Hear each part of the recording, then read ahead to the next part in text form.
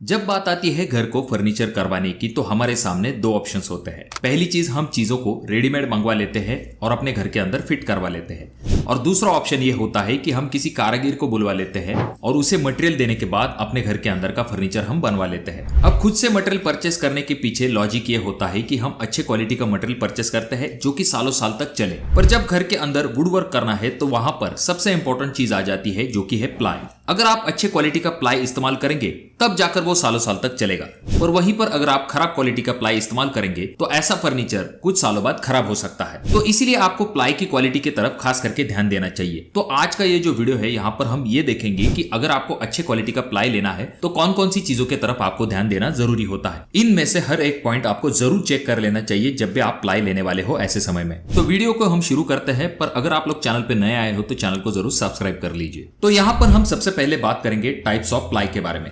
Generally ply के 3 types होते हैं। पहला है एमआर प्लाई, दूसरा है बीडब्ल्यूआर, तीसरा टाइप है बीडब्ल्यूपी।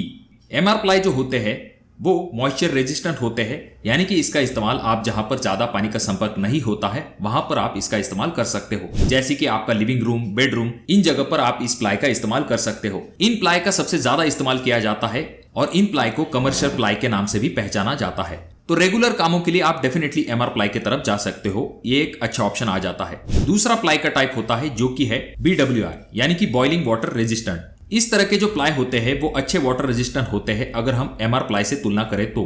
इन प्लाई का इस्तेमाल आप बाथरूम या फिर किचन ऐसी जगह पर कर सकते हो। और यहाँ पर तीसरा टाइप आ जाता है जो कि है बीडब्ल्यूपी, यानी कि बॉइलिंग वाटरप्रूफ। इस तरह के जो प्लाई होते हैं ये बहुत ही अच्छे वाटरप्रूफ प्लाई माने जाते हैं। जिस तरह से बीडब्ल्यूआर वाटर रेजिस्टेंट होते हैं उस तरह से बीडब्ल्यूपी बॉइलिंग वाटरप्रूफ होते हैं।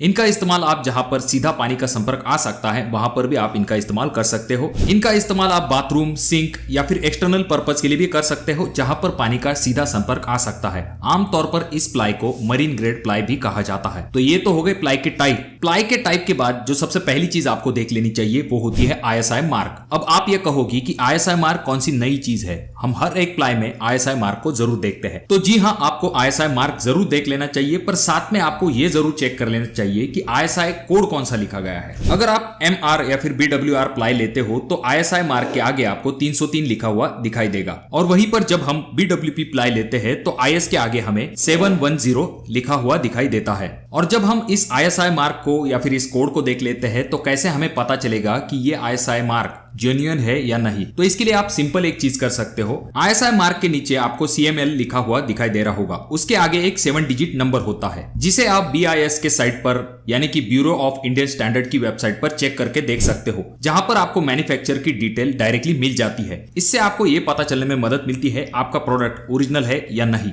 डिस्क्रिप्शन बॉक्स में मैं उस साइट की लिंक दे दूंगा जहां पर विजिट करने के बाद आप उस सीएमएल नंबर को आराम के साथ चेक कर सकते हो। अब ये जो पॉइंट है ये बहुत ही जरूरी है, आपका प्लाई चेक करने का आधा काम यहीं पर कंप्लीट हो जाता है। अब दूसरी चीज जो कि आपको प्लाई में चेक करनी होती है वो है उसकी फिनिशिंग। प्लाई की फिनिशिंग अच्छी होना जरूरी होता है। जो आपके प्लाई का सरफेस होता है वहां पर किसी भी प्रकार के अंडुलेशंस नहीं होने चाहिए। अगर आपके प्लाई की सरफेस उबड़ खाबड़ है तो उसके ऊपर जब आप लैमिनेट लगाएंगे तो उसकी फिनिशिंग भी खराब हो सकती है, यानी कि लैमिनेशन के ऊपर से भी वो एंडुलेशंस दिखाई दे सकते हैं। और जो प्लाई का ऊपरी लेयर होता है उनमें इस तरह की पपड़ियां भी नहीं निकलनी चाहिए। इस तरह के प्लाई जो है वो अच्छे क्वालिटी के नहीं होते हैं। और तीसरी चीज आपको ये देख लेनी चाहिए कि आपका प्लाई जो है वो कहीं पर बेंड तो नहीं है। साइड से जब आप चेक करते हो तो आपको क्लियरली पता चलता है कि आपका प्लाई कहीं पर बेंड है या नहीं, तो इस चीज को भी जरूर चेक कर लीजिए। तीसरा पॉइंट आ जाता है जो कि है साइड प्रोफाइल। जब आप प्लाई को साइड से देखते हैं, यानी कि ये जो क्रॉस सेक्शनल एरिया है, यानी कि जो लेयर्स आपको दिखाई देती है, यहाँ पर जब आप क्लियरली देखते हैं तो आपको किसी भी प्रकार का गैपिंग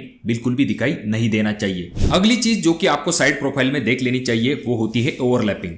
जो लेयर्स होती है उनमें ओवरलैपिंग बिल्कुल भी नहीं होनी चाहिए। जैसा कि आप अगले इमेज में देख रहे हो, इस तरह की ओवरलैपिंग आपके प्लाई में नहीं होनी चाहिए। अगली चीज जो कि आपको प्लाई में चेक कर लेनी चाहिए वो होती है थिकनेस। अब जिस किसी थिकनेस का आप प्लाई लेने वाले हैं ये जरूर श्योर कर लीजिए कि उस प्लाई की थिकनेस हर एक जगह पर एक ही समान होनी चाहिए। ऐसा नहीं कि कुछ जगह पर प्लाई की थिकनेस कम है या फिर कुछ जगह पर ज्यादा है। जो ब्रांडेड और अच्छे क्वालिटी के प्लाई होते हैं उनकी थिकनेस एक समान होती है हर एक जगह पर, और जो नॉन ब्रांडेड प्लाई होते हैं उनमें कभी कभी थिकनेस आपको कम या फिर ज्यादा मिल सकती है। अगला पॉइंट आ जाता है जो कि है वाटर टेस्ट। अगर आप जानना चाहते हो कि आपका प्लाई सच में वाटरप्रूफ है या नहीं, तो इसके लिए आप एक छोटा सा वाटर टेस्ट करके देख सकते हो। इस टेस्ट में हमें पानी के साथ आपके एक प्लाई के छोटे से टुकड़े को कुकर के अंदर 10 से लेकर 15 मिनट तक आपको बॉईल होने के लिए छोड़ देना है। 10 से लेकर 15 मिनट के बाद आपको उस प्लाई को निकाल के देखना है। प्लाई अगर डीलैमिनेट होता है तो इसका मतलब यह है कि आपका प्लाई जो है वो वाटरप्रूफ नहीं है, और अगर उसे कुछ भी नहीं होता है तो इसका मतलब यह है कि वो अच्छा वाटरप्रूफ मटेरियल है।